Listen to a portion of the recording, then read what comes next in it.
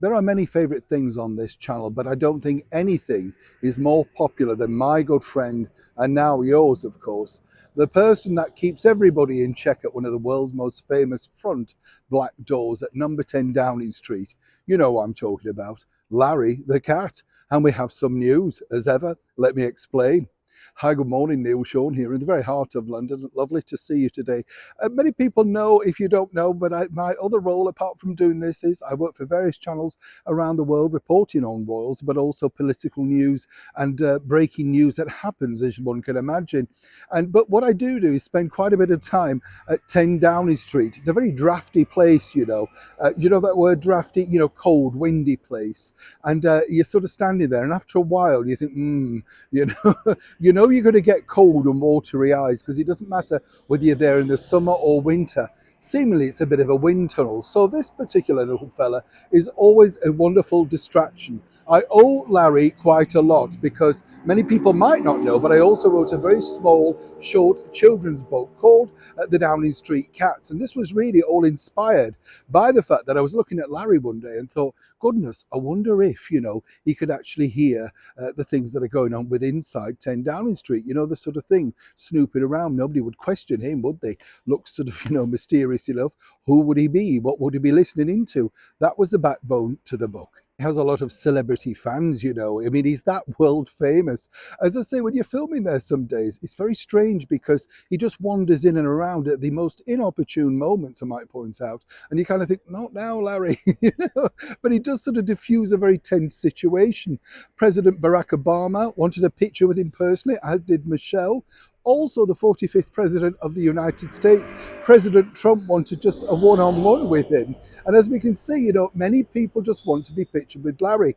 I'm pleased to say he's a good pal of mine, but I have to report some recent sad news because he had to go for his annual checkup and they discovered, yes, cysts. I know.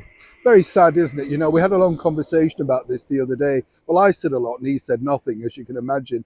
But thankfully, he was whisked off to his vet for his checkup. Everything's now tickety-boo, everything's up and running, and he's fine back at work as Downing Street's chief mouser. I know a lot of you got in touch to see, you know, what's the latest, what's happening.